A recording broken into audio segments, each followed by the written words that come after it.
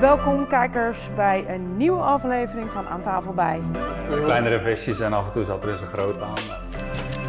Maar het is vooral heel leuk om te doen. En het enthousiasme, dat is vooral het allerleukste. Beste kijkers van Omroep ZVL, welkom bij een nieuwe aflevering van Aan Tafel Bij. Vandaag staat de tafel hier in Bar Salut in Axel, dus dankjewel alvast voor de gastvrijheid. En vandaag gaan we het hebben over misschien wel de belangrijkste bijzaak van het leven. Voetbal en nog wat specifieker HSV Hoek, die vorige week kampioen zijn geworden. Hier aan tafel Ad van Langevelde, voorzitter van HSV Hoek en de hoofdcoach Gerard de Nooijer. Welkom. Ik zeg de belangrijkste bijzaak van het leven. Is dat ook zo of is het voor jou inmiddels een hoofdzaak geworden? Nou, het is natuurlijk wel, door het feit dat je voorzitter bent van zo'n club, is het bijna wel een hoofdzaak. Ja. Steekt er veel tijd in. Als de andere kant is het ook leuk, dus maar het is echt een mooi iets om er die tijd in te steken. Dankbaar, ja. Ja, voor jou Gerard, want je zit natuurlijk al je hele leven in de voetballerij. Ja, het blijft altijd hoofdzaak. Het is voor mij geen bijzaak. En als je naar een club gaat als Hoek, dan weet je dat je 3 keer moet zijn om te trainen. En natuurlijk een wedstrijd. Dat betekent dat je bijna 10, 11 maanden lang bezig bent om een team te formeren en zo goed mogelijk te prepareren voor een wedstrijd. Ja, we zitten hier natuurlijk omdat jullie kampioen zijn geworden van de 3e divisie en nu dus gepromoveerd zijn naar de 2e divisie. Dat is het hoogste niveau voor de amateurs. Kunnen we het eigenlijk inmiddels nog wel amateurvoetbal noemen, het niveau daar? Het niveau... kijk, als je kijkt naar de laatste wedstrijden, zeker met de bekerwedstrijden met Quick Boys, heb je IJsselmeervogels, komt er straks ook weer bij, Rijnburgse Boys. En dan zie je wel dat het een redelijk niveau is, dicht tegen de keukendivisie-kampioen. En als je dat ziet, ja, dan zullen ze misschien mee kunnen doen. Maar natuurlijk niet met de bovenste, maar wel met gedeeltelijk de onderste plekken en de middenmoot. Dat kan ik me niet anders voorstellen. Ja, maar we zien de laatste tijd natuurlijk ook in bijvoorbeeld de KNVB-beker steeds vaker een stunt van lagere clubs of amateurclubs. Ja. Verwacht je dat zelf ook van Hoek? Ja, ik denk dat het heel lastig te zeggen is. Het kan wel. We hebben natuurlijk meer mooie uitslagen gehad. We hebben een keer tegen Feyenoord gespeeld. Zijn we toen niet weggespeeld. Dus er zijn altijd mogelijkheden. Dus Heerenveen, denk ik. Heerenveen ook nog een keer als zo'n voorbeeld. Dus zeg nooit nooit. Nee. Zeg nooit nooit. Laten we het even hebben over afgelopen seizoen. Zijn je al een beetje bijgekomen van het feest? Ja, inmiddels wel. Ik moet zeggen, het was echt een leuke happening. Enorm druk in de kantine bij ons. Eigenlijk heel de dag al. Na de wedstrijd zelf met een cabriobus naar Hoek gereden. En daar was de kantine open. Er stonden honderden mensen op de parking bij ons op te wachten. Ja, daarna ging het feest los en het was fantastisch. Gerard had de draaitafel staan bij Hoek in de kantine, dus dat kan ook. Nou. Je zegt net dat je stem nog een beetje schor is. Nee, maar die is vaker schor omdat je toch aan het coachen bent. En zeker mensen willen heel veel van je, zeker op na zo'n uitslag. Dan zie je dat is een beetje optimistisch van het voetbal. Als het goed gaat wil iedereen wat van je. Gaat wat minder, wil ze ook wel wat van je, maar als in een mindere is dat dan vaak wat negatiever. Maar het was echt een topdag en het was al goed georganiseerd door Kloetingen. Alles was naar wens. Supporters uitstekend gedragen, want we praten wel eens heel negatief over onze supporters van Hoek. Maar de laatste 3, 4 wedstrijden uit hebben we totaal geen problemen gehad. En dan zie je ook dat het gewoon heel, heel goed kan. Leefde het ook heel erg, merkte je? Nou ja, dat merkte hij zeker. Dat merkte hij eigenlijk al na de wedstrijd van Blauw-Geel. Dat was 0-0. Begon ze toch een klein beetje zorgen te maken. Dat we stonden wel 5 punten nog los. Daarna hadden we volgens mij de uitwedstrijd Lisse. Was het ook 0-0. Ja, toen was het nog maar 4 punten. En dan merk je toch een beetje spanning met supporters. Maar ook met sponsoren. Ook wel in de spelersgroep. Maar ook, we hebben altijd in onszelf geloofd dat we het kampioenschap binnen zouden halen. En het mooiste is natuurlijk dat we Kloetingen gehad hebben. Heel simpel. Maar je merkt het ook wel, de laatste trainingen was het echt enorm druk. Enorm, ja. Ja, merkte jij dat ook, dat het in de club echt... het is natuurlijk sowieso een bijzonder jaar voor Hoek met het jubileum ook wat gevierd wordt. En dan nu de successen op het veld ook. Merkte je dat het echt leeft? Ja, leeft enorm. Dat zag je vroeger nooit, dat het druk op een training was. Dat zag je nou dit seizoen wel. En het werd steeds drukker naar het einde toe. En dat is gewoon mooi om te zien. En het leeft gewoon, ook in het dorp Hoek leeft het. Er zijn enorm veel Hoekenezen die ook aanhanger zijn van onze voetbalclub. Dus dat is echt, het gaat door heel het dorp heen. Dat is prachtig. Ja. Dat is prachtig. Wat is nou het geheim geweest dit seizoen, vind jij? Dat er rust en stabiliteit gekomen is in de club. In alle geledenen. En dat hebben we proberen, samen ook met de voorzitter, maar ook nog met een aantal andere mensen, ook met de TC, om dat voor elkaar te krijgen. En ja, dat hebben we denk ik uitstekend gedaan. Want Hoek stond wel wat bekend om, zeker met trainers, dat ze vaak, de voorzitter altijd zegt, dat ze altijd zelf weggaan. Maar ze worden natuurlijk altijd wel lichtelijk gedwongen. Maar oké, dit jaar totaal geen problemen. Is ook inherent aan het resultaat, alleen dat weet je natuurlijk nooit in het begin. En ik denk dat we gewoon een fantastische speelsgroep hebben gehad. Staf uitstekend. Nou ja, dan zie je dat je heel goed kan samenwerken met iedereen binnen de club. Vergeet ook niet de vrijwilligers, want de vrijwilligers moet je natuurlijk altijd meekrijgen. Nou, die hebben we zover ook meegekregen. Ja, dat er eigenlijk geen wanklanken waren. En natuurlijk zullen er wel eens wat dingen gebeurd zijn. Maar ja, nogmaals, rust, stabiliteit in de club gebracht. En dan zie je dat het tot resultaat kan leiden. Ja, want je zegt net al die onrust. Jullie hebben dan aan het begin van het seizoen Gerard aangesteld als nieuwe trainer. Wat waren dan vooraf de verwachtingen die je hadden van dit seizoen? Ik denk niet dat promoveren gelijk bovenaan stond. Nee, ik heb als gezegd, dat is van de week ook nog even in de podcast aan orde geweest. Ik had toen gezegd, toen Gerard kwam, we eindigen bij de top 3. Hij vond het een beetje voorbarig. Ja, het had een goed gevoel bij Gerard. De manier hoe hij het aan ging pakken, zijn verhaal die erover aangaf naar ons toe als club zijnde. En ja, dat gevoel was prima. En dat is ook gebleken. De Gerard die staat ook boven die groep. Die heeft ook een stukje ervaring natuurlijk als trainer. En dan kun je merken, die jongens kijken daar naar op, naar Gerard. En dat is gewoon al een winstpunt, denk ik. En die had ik gelijk ingevoerd, jongens, als je de zaterdag naar uitwedstrijden, gaan we niet overal die bus laten stoppen. Je komt naar Hoek toe, vanuit Hoek ga je in de bus, je rijdt mee naar de uitwedstrijd en terug ga je mee naar Hoek en dan rij je naar huis toe. En de jongens accepteren het allemaal. En bij vorige trainers had ik best het idee, jongens, ja, hij kan dat gewoon brengen op die manier. Dus dat perfect. Herken je dat zelf ook? Ja, nee, natuurlijk. Je loopt er wat langer mee. Het was geen makkelijke groep, maar als je gelijk in het begin je piketpaaltjes neerzet en dat zijn de grenzen. Nou ja, en als je over de grens gaat, ja, dan ben je voor de staf. En dan gaan we met je praten eerst. Gebeurt nog een keer, ja, dat betekent gewoon dat je je spullen kan pakken en wegwezen. Want dat hebben we wel heel duidelijk afgesproken. Niet alleen met de spelersgroep, niet met de staf, maar ook met het bestuur. Dat wel kan gebeuren. Ja. Gelukkig hebben we daar totaal geen moeite mee gehad. Dus in dat opzicht is dat wel geslaagd. Ja. Ja. Je maakt aan het begin van het seizoen Schalkwijk aanvoerder. Ja. Vervolgens legt hij er bijna 30 in.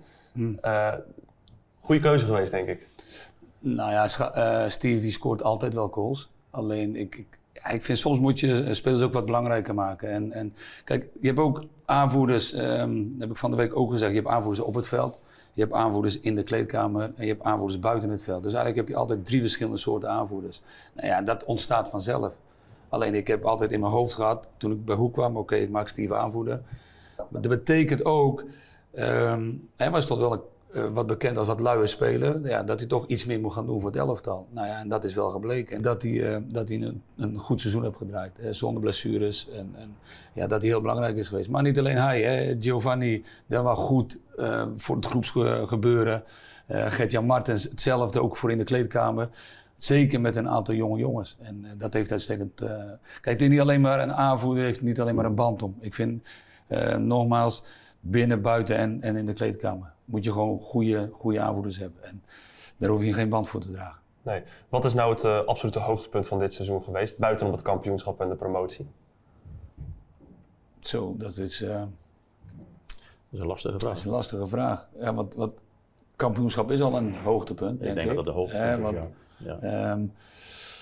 Nou ja, kijk, wat voor mijzelf persoonlijk is natuurlijk gewoon dat er weinig gebeurd is binnen de clubhoek. Dat kan je als hoogtepunt al beschouwen. Maar ook dat we nooit in paniek zijn geraakt. Er waren wel eens momenten dat je dacht, oké, hoe gaan we verder? We verliezen wat punten, blauw-geel komt weer erbij. Maar we hebben niet voor niks. Eigenlijk is heel het seizoen hoogtepunt geweest, ik kan wel zeggen.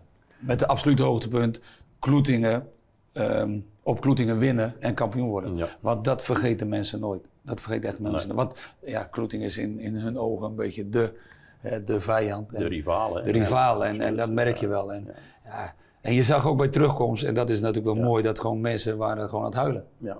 En enorm veel emotie. Veel emotie, er kwam echt veel emotie en goede emotie uit. Enorm. Dus ja, dat zijn wel hoogtepunten die we...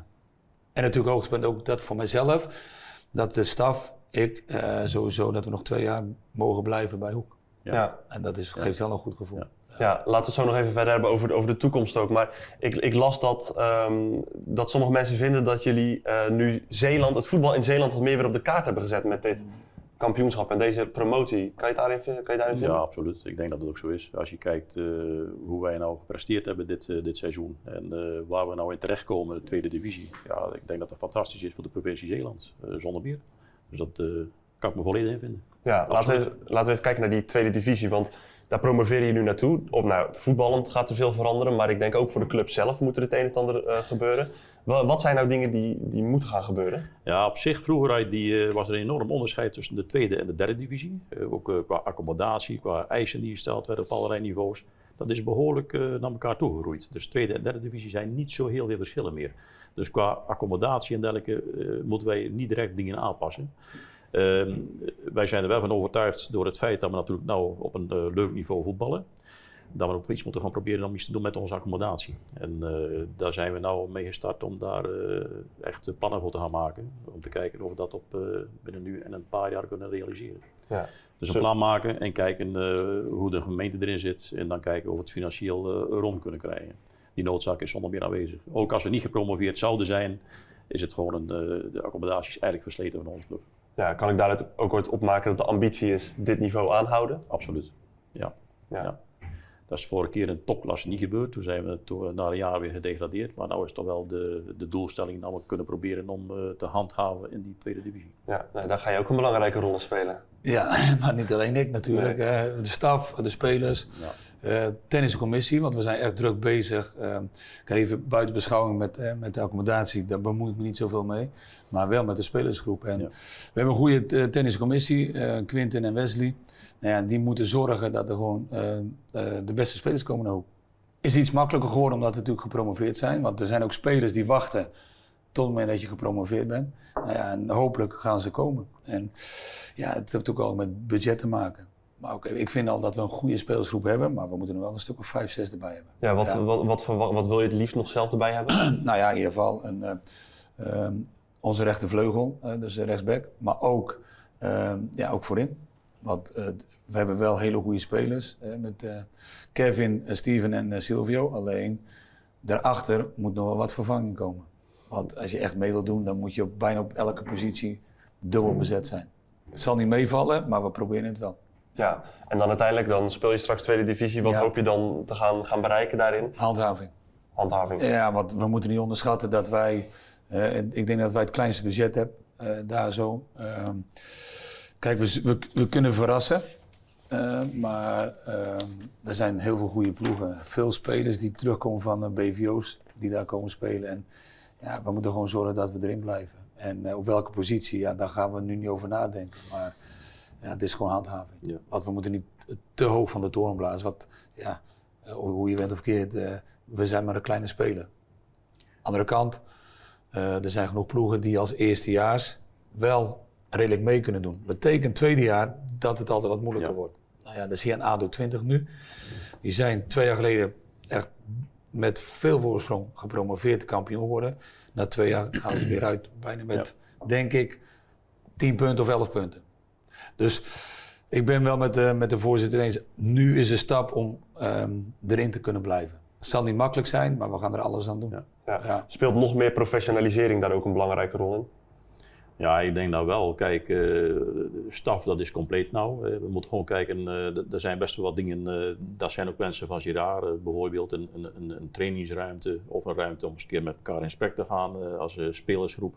Nou, dan moeten we dan kijken of we daar die faciliteiten voor kunnen bieden. Dat zijn dingen die horen erbij. Als je op dat niveau voetbalt, moet je ook proberen de zaken die er rondomheen zijn, om er ook een invulling aan te geven aan dat verhaal.